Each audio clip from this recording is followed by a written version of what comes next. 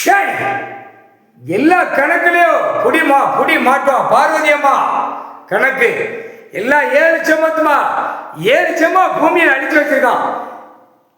சத்தியம் 7 செம்மம் தப்பு செஞ்சவன். எல்லாமே ஈசன் கிட்ட தப்ப முடியாது, ஈஸ்வரன் கிட்ட தப்ப முடியாது, பரமசிவன் கிட்ட தப்ப முடியாது. பார்வதி கணக்கு சத்தியம் நீதிமன்ற கோர்ட்டு தெற்குபாளையம் ராஜபாளையம் நீதிமன்றம் இதுலதான் கணக்கு எடுக்கிறது. பெரிய அபூர்வமான கணக்கு எல்லாம் உலக நாடே எடுப்பார் கடவுள். சத்தியம் தெற்குபாளையம் ராஜபாளையமோ சிலுவத்தூர் நீதிமன்றமோ 2 கணக்குல எடுப்பார். சத்தியம் 2 கணக்குல எடுக்கல.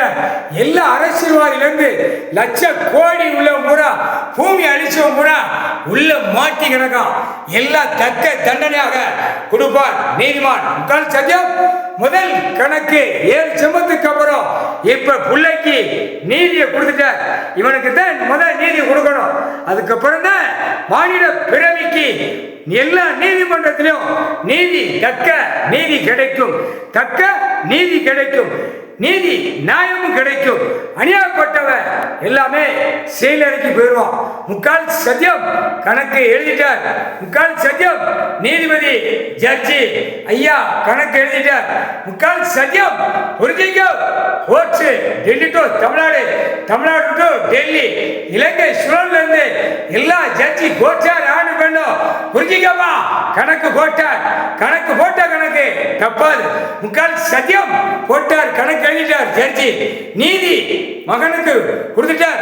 மகனுக்கு கொடுத்துட்டார் நீதி நீதி நீதி.